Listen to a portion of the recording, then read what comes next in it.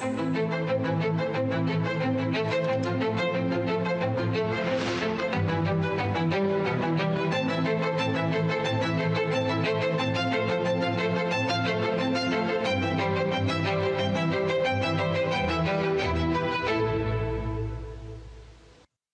प्यारे देशवासियों, नमस्कार। मन की बात में आप सबका स्वागत है, अभिनंदन है। आप सब इस समय योग की ऊर्जा और अंतर्राष्ट्रीय योग दिवस की स्मृतियों से भरे होंगे। इस बार भी 21 जून को देश दुनिया के करोड़ों लोगों ने अंतर्राष्ट्रीय योग दिवस में हिस्सा लिया। आपको याद है, 10 साल पहले इसका प्रारंभ हुआ और 10 साल में ये सिलसिला हर साल पहले से भी ज्यादा भव्य बनता जा रहा है। ये इस बात का भी संकेत है कि ज्यादा से ज्यादा लोग अपने दैनिक जीवन में योग को अपना रहे हैं। हमने इस बार योग दिवस की कितनी ही आकर्षक तस्वीरें देखी हैं। विशाखापत्तनम के समुद्र तट पर 3 लाख लोगों ने एक साथ योग किया। विशाखापत्तनम से ही एक और अद्भुत दृश्य सामने आया। 2000 से ज्यादा आदिवासी छात्रों ने 108 मिनट तक 108 सूर्य नमस्कार किए। सोचिए, कितना अनुशासन, कितना समर्पण रहा होगा।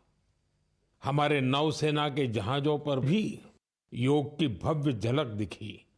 तेलंगाना में 3000 दिव्यांग साथियों ने एक साथ योग शिविर में भाग लिया। उन्होंने दिखाया कि योग किस तरह सशक्तिकरण का माध्यम भी है। दिल्ली के लोगों ने योग को स्वच्छ यमुना के संकल्प से जोड़ा और यमुना तट पर जाकर योग किया। जम्मू कश्मीर में चिनाब ब्रिज, जो दुनिया का सबसे ऊंचा रेलवे ब्रिज है, वहां भी लोगों ने योग किया। हिमालय की बर्फीली चोटियां और आईटीबीपी के जवान, वहां भी योग दिखा। साहस और साधना साथ साथ चले।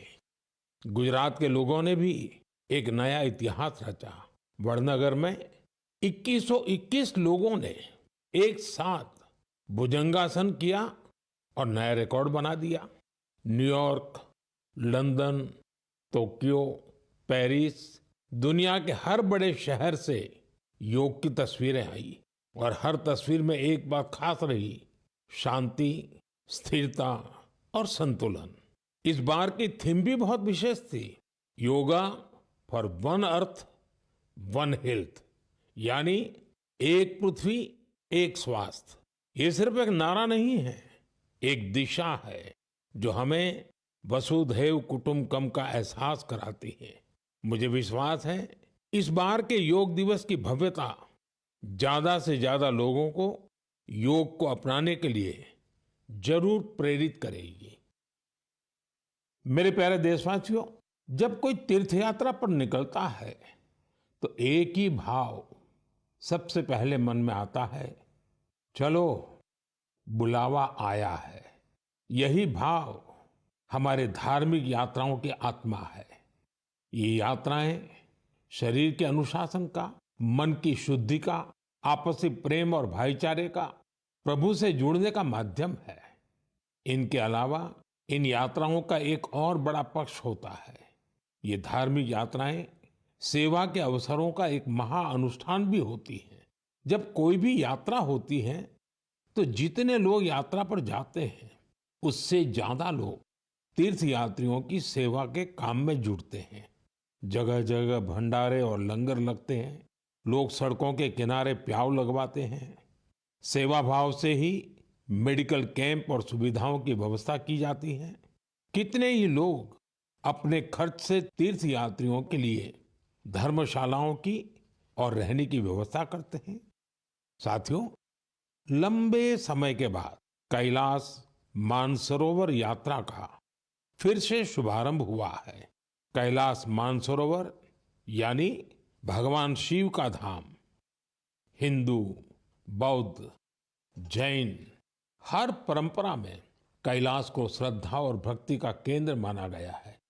साथियों, 3 जुलाई से पवित्र अमरनाथ यात्रा शुरू होने जा रही है और सावन का पवित्र महीना भी कुछ ही दिन दूर है। अभी कुछ दिन पहले हमने भगवान जगन्नाथ जी की रथ यात्रा भी देखी है। ओडिशा हो, गुजरात हो या देश का कोई और कोना, लाखों श्रद्धालु इस यात्रा में शामिल होते हैं।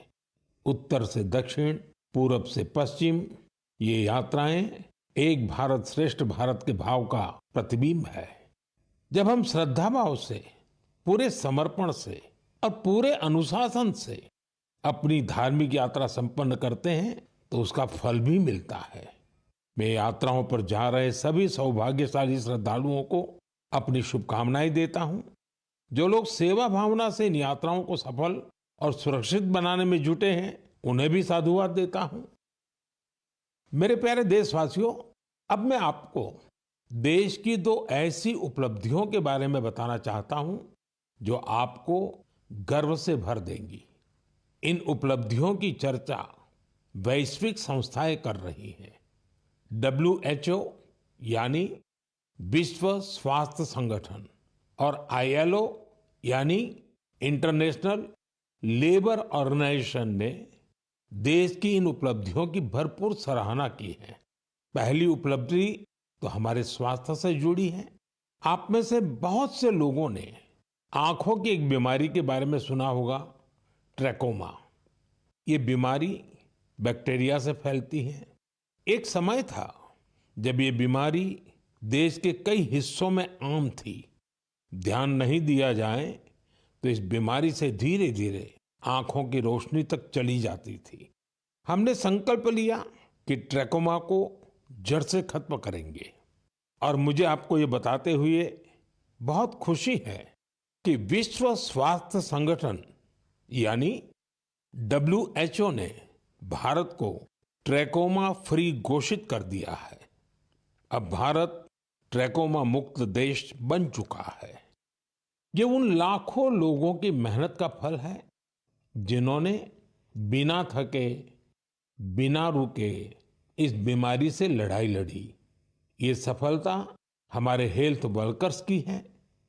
स्वच्छ भारत अभियान से भी इसे मिटाने में बड़ी मदद मिली। जल जीवन मिशन का भी इस सफलता में बड़ा योगदान रहा। आज जब घर घर नल से साफ पानी पहुंच रहा है तो ऐसी बीमारियों का खतरा कम हो गया है।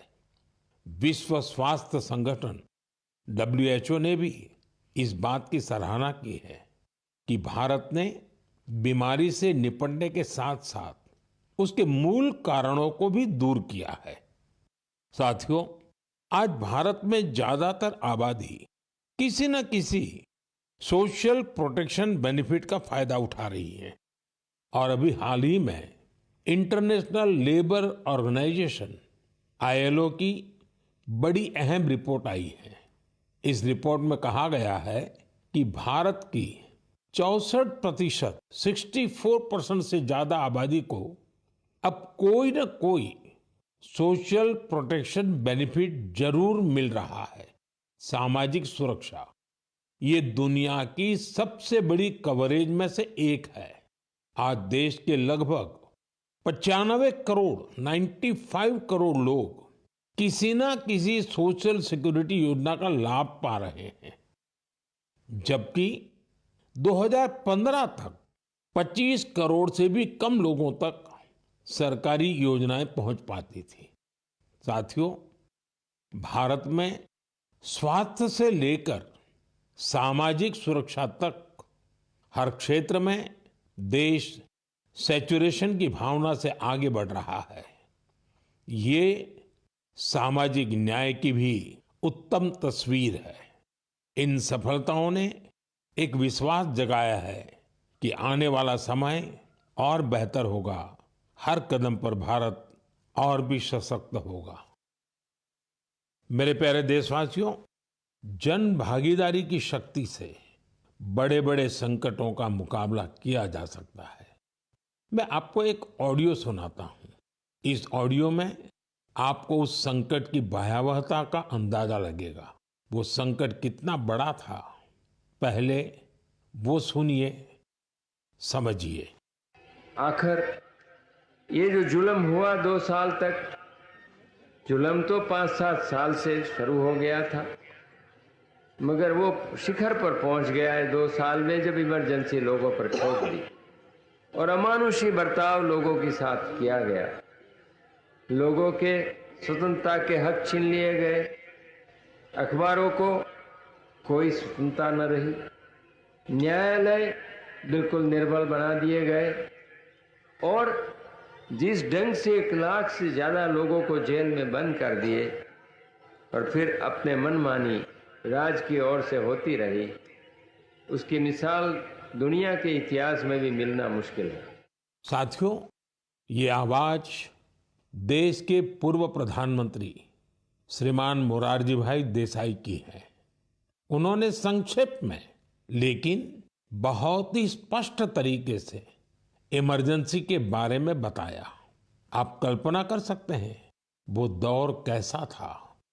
इमरजेंसी लगाने वालों ने ना सिर्फ हमारे संविधान की हत्या की, बल्कि उनका इरादा न्यायपालिका को भी अपना गुलाम बनाए रखने का था। इस दौरान लोगों को बड़े पैमाने पर प्रताड़ित किया गया था। इसके ऐसे अनेक उदाहरण हैं जिन्हें कभी भी भुलाया नहीं जा सकता। जॉर्ज फर्नांडिस साहब को जंजीरों में बांधा गया था। अनेक लोगों को कठोर यातनाएं दी गई। मिसा के तहत किसी को भी ऐसे ही गिरफ्तार कर लिया जाता था। स्टूडेंट्स को भी परेशान किया गया। अभिव्यक्ति की आजादी का भी गला घोंट दिया गया। साथियों, उस दौर में जो हजारों लोग गिरफ्तार किए गए, उन पर ऐसे ही अमानवीय अत्याचार हुए। लेकिन ये भारत की जनता का सामर्थ्य है कि वो झुकी नहीं, टूटी नहीं और लोकतंत्र के साथ कोई समझौता उसने स्वीकार नहीं किया। आखिरकार जनता जनार्दन की जीत हुई।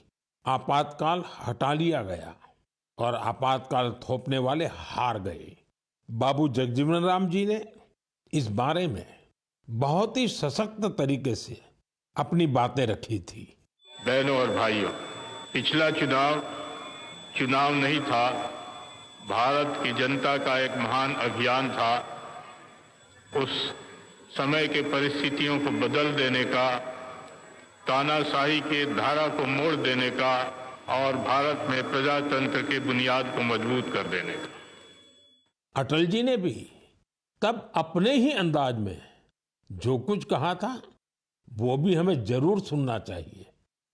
बहनों और भाइयों, देश में जो कुछ हुआ उसे केवल चुनाव नहीं कह सकते। एक शांतिपूर्ण क्रांति हुई है। लोक शक्ति की लहर ने लोकतंत्र की हत्या करने वालों को इतिहास के कूड़ेदान में फेंक दिया है। साथियों, देश पर इमरजेंसी थोपे जाने के 50 वर्ष कुछ दिन पहले ही पूरे हुए हैं।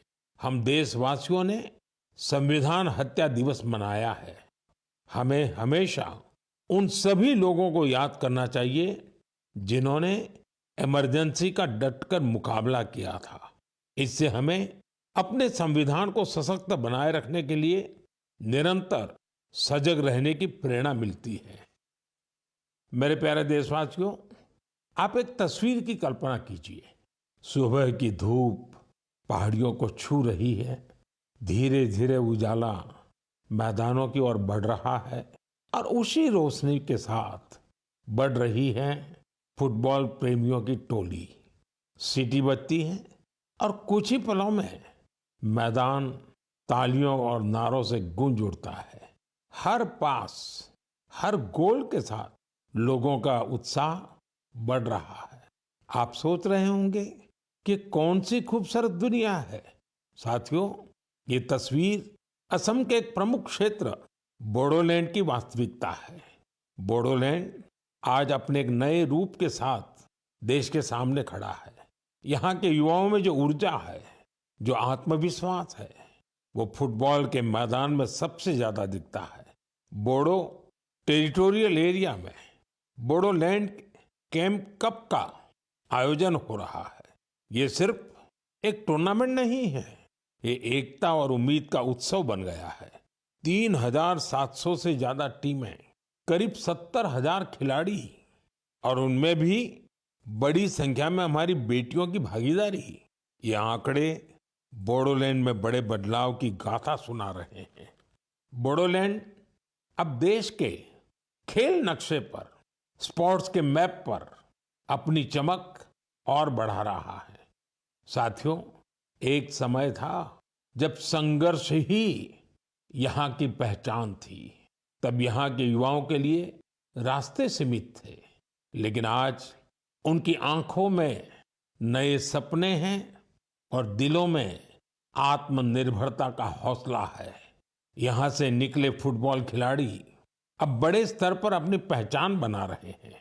हालीचरण नार्जारी, दुर्गा बोरो, अपूर्वा नार्जारी, मनबीर बसुमतारी, ये सिर्फ फुटबॉल खिलाड़ियों के नाम नहीं है, ये उस नई पीढ़ी की पहचान है जिन्होंने बोडोलैंड को मैदान से राष्ट्रीय मंच तक पहुंचाया। इनमें से कई ने सीमित संसाधनों में अभ्यास किया, कई ने कठिन परिस्थितियों में अपने रास्ते बनाए और आज इनका नाम लेकर देश के कितने ही नन्हे बच्चे अपने सपनों की शुरुआत करते हैं। साथियों, अगर हमें अपने सामर्थ्य का विस्तार करना है तो सबसे पहले हमें अपनी फिटनेस और वेलबीइंग पर ध्यान देना होगा। वैसे साथियों, फिटनेस के लिए, ओबेसिटी कम करने के लिए मेरा एक सुझाव आपको याद है ना? खाने में 10% तेल कम करो, मोटापा घटाओ। जब आप फिट होंगे तो जीवन में और ज्यादा सुपर हिट होंगे। मेरे प्यारे देशवासियों, हमारा भारत जिस तरह अपनी क्षेत्रीय, भाषाई और सांस्कृतिक विविधता के लिए जाना जाता है, उसी तरह कला, शिल्प और कौशल की विविधता भी हमारे देश की एक बड़ी खूबी है। आप जिस क्षेत्र में जाएंगे वहां की कुछ न कुछ खास और लोकल चीज के बारे में आपको पता चलेगा। हम अक्सर मन की बात में देश के ऐसे यूनिक प्रोडक्ट्स के बारे में बात करते हैं। ऐसा ही एक प्रोडक्ट है मेघालय का एरी सिल्क। इसे कुछ दिन पहले ही जीआई टैग मिला है। एरी सिल्क मेघालय के लिए एक धरोहर की तरह है। यहाँ की जनजातियों ने, खासकर खासी समाज के लोगों ने पीढ़ियों से इसे सहेजा भी है और अपने कौशल से समृद्ध भी किया है। इस सिल्क की कई ऐसी खूबियां हैं जो इसे बाकी फैब्रिक से अलग बनाती हैं। इसकी सबसे खास बात है इसे बनाने का तरीका। इस सिल्क को जो रेशम के कीड़े बनाते हैं, उसे हासिल करने के लिए कीड़ों को मारा नहीं जाता है, इसलिए इसे अहिंसा सिल्क भी कहते हैं। आजकल दुनिया में ऐसे प्रोडक्ट्स की डिमांड तेजी से बढ़ रही है जिनमें हिंसा न हो और प्रकृति पर उनका कोई दुष्प्रभाव न पड़े। इसलिए मेघालय का एरी सिल्क ग्लोबल मार्केट के लिए एक परफेक्ट प्रोडक्ट है। इसकी एक और खास बात है, ये सिल्क सर्दी में गर्म करता है और गर्मियों में ठंडक देता है। इसकी एक खूबी इसे ज्यादातर जगहों के लिए अनुकूल बना देती है। मेघालय की महिलाएं अब सेल्फ हेल्प ग्रुप के जरिए अपनी इस धरोहर को और बड़े स्केल पर आगे बढ़ा रही हैं। मैं मेघालय के लोगों को एरी सिल्क को जीआई टैग मिलने पर बधाई देता हूं। मैं आप सबसे भी अपील करूंगा, आप भी एरी सिल्क से बने कपड़ों को जरूर ट्राई करें। और हाँ, khadi, handloom, handicraft, vocal for local, इन्हें भी आपको हमेशा याद रखना है। ग्राहक भारत में बने प्रोडक्ट ही खरीदें और व्यापारी भारत में बने प्रोडक्ट ही बेचें, तो आत्मनिर्भर भारत अभियान को नई ऊर्जा मिलेगी। मेरे प्यारे देशवासियों, विमेन लेड डेवलपमेंट का मंत्र भारत का नया भविष्य गढ़ने के लिए तैयार है। हमारी माताएं, बहनें, बेटियां आज सिर्फ अपने लिए ही नहीं बल्कि पूरे समाज के लिए नई दिशा बना रही हैं। आप तेलंगाना के भद्राचलम की महिलाओं की सफलता के बारे में जानेंगे तो आपको भी अच्छा लगेगा। ये महिलाएं कभी खेतों में मजदूरी करती थी, रोजी रोटी के लिए दिन भर मेहनत करती थी। आज वही महिलाएं मिलेट्स, श्री अन्न से बिस्किट बना रही हैं। भद्रादी मिलेट मैजिक नाम से ये बिस्किट हैदराबाद से लंदन तक जा रहे हैं। भद्राचलम की इन महिलाओं ने सेल्फ हेल्प ग्रुप से जुड़कर ट्रेनिंग ली। साथियों, इन महिलाओं ने एक और सराहनीय काम किया है। इन्होंने गिरी सैनिटरी पैड्स बनाना शुरू किया। सिर्फ 3 महीने में 40,000 पैड्स तैयार किए और उन्हें स्कूलों और आसपास के ऑफिसों में पहुंचाया, वो भी बहुत ही सस्ती कीमत पर। साथियों, कर्नाटका के कलबुर्गी की महिलाओं की उपलब्धि भी बेहतरीन है। इन्होंने ज्वार की रोटी को एक ब्रांड बना दिया है। इन्होंने जो कोऑपरेटिव बनाई है उसमें हर रोज 3,000 से ज्यादा रोटियां बन रही हैं। इन रोटियों की खुशबू अब सिर्फ गांव तक सीमित नहीं है। बेंगलुरु में स्पेशल काउंटर खुल चुका है।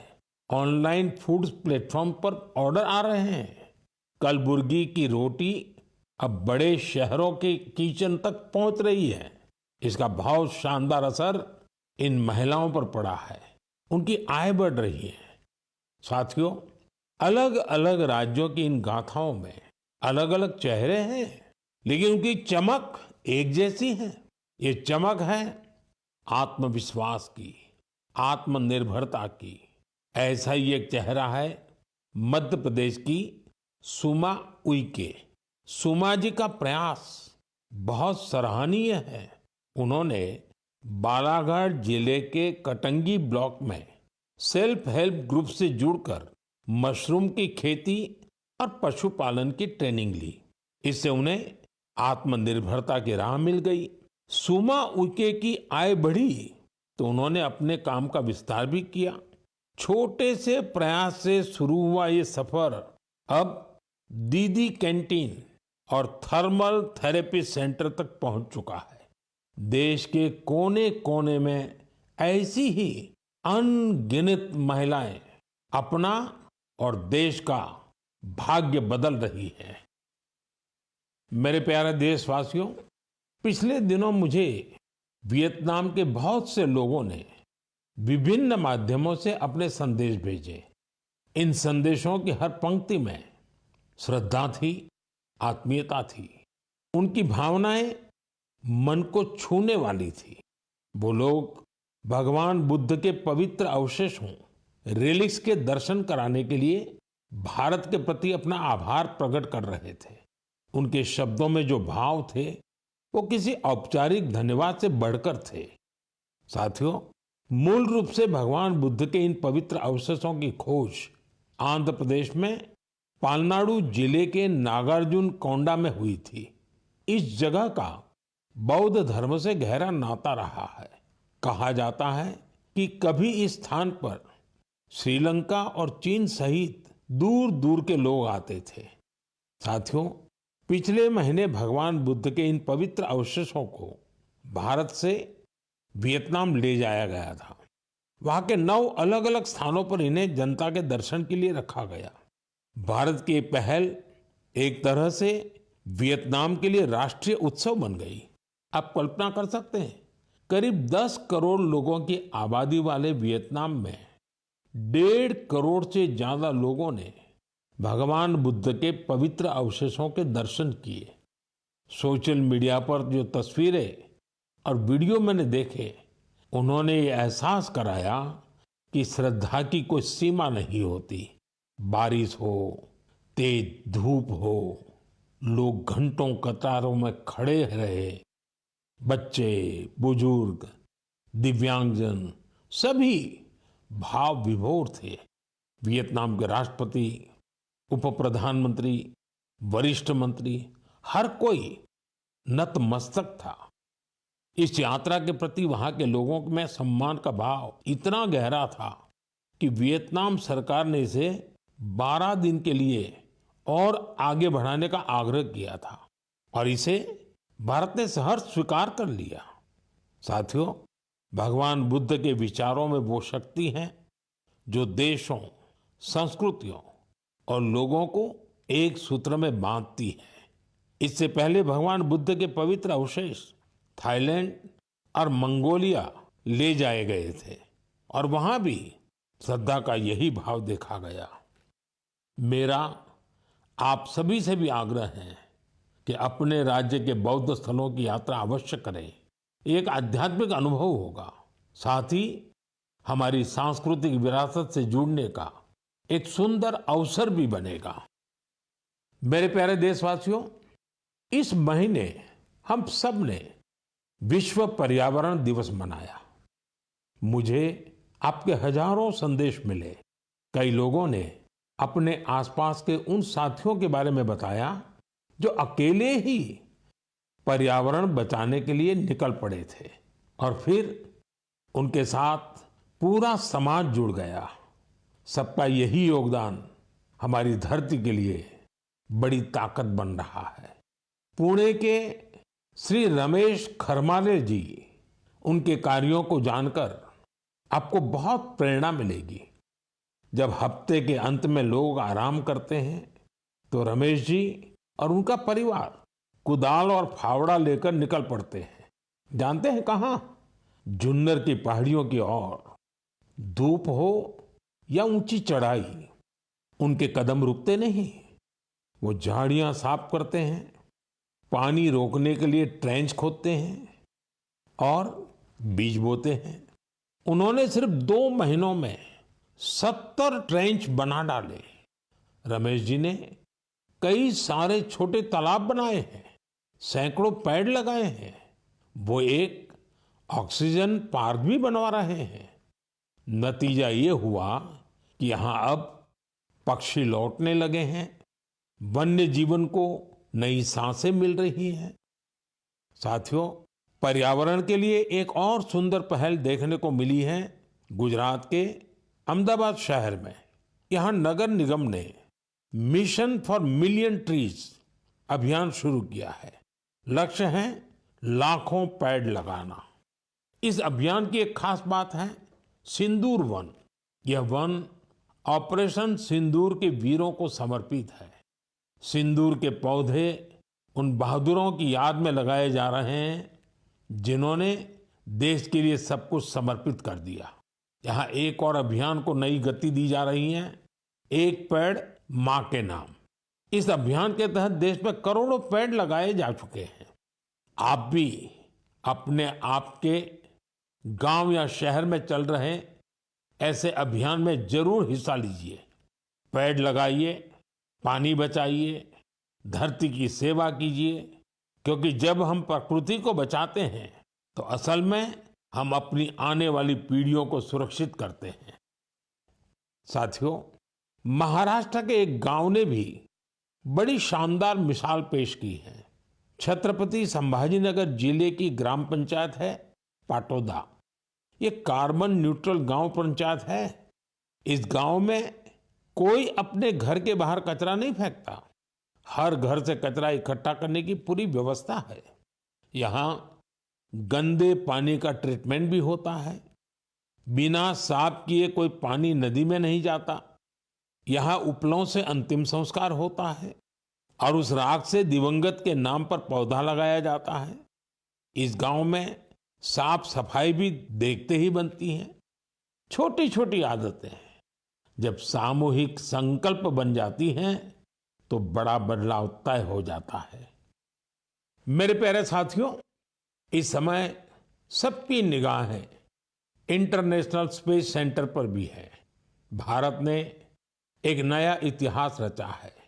मेरी कल ग्रुप कैप्टन शुभांशु शुक्ला से बात भी हुई है। आपने भी शुभांशु से मेरी बातचीत को जरूर सुना होगा। अभी शुभांशु को कुछ और दिन इंटरनेशनल स्पेस सेंटर रहना है। हम मिशंस के बारे में और बातें करेंगे, लेकिन मन की बात के अगले एपिसोड में अब समय है इस एपिसोड में आपसे विदा लेने का। लेकिन साथियों, जाते जाते मैं आपको एक खास दिन की याद दिलाना चाहता हूं। 1 जुलाई, परसों, यानी 1 जुलाई को हम 2 बेहद महत्वपूर्ण प्रोफेशंस का सम्मान करते हैं, डॉक्टर्स और सीए। ये दोनों ही समाज के ऐसे स्तंभ हैं जो हमारी जिंदगी को बेहतर बनाते हैं। डॉक्टर हमारे स्वास्थ्य के रक्षक हैं और सीए, चार्टर्ड अकाउंटेंट, आर्थिक जीवन के मार्गदर्शक हैं। मेरी सभी डॉक्टर्स और चार्टर्ड अकाउंटेंट्स को ढेर सारी शुभकामनाएं। साथियों, आपके सुझावों का मुझे हमेशा इंतजार रहता है। मन की बात का अगला एपिसोड आपके इन्हीं सुझावों से और समृद्ध होगा। फिर मुलाकात होगी नई बातों के साथ, नई प्रेरणाओं के साथ, देशवासियों की नई उपलब्धियों के साथ। बहुत बहुत धन्यवाद। नमस्कार।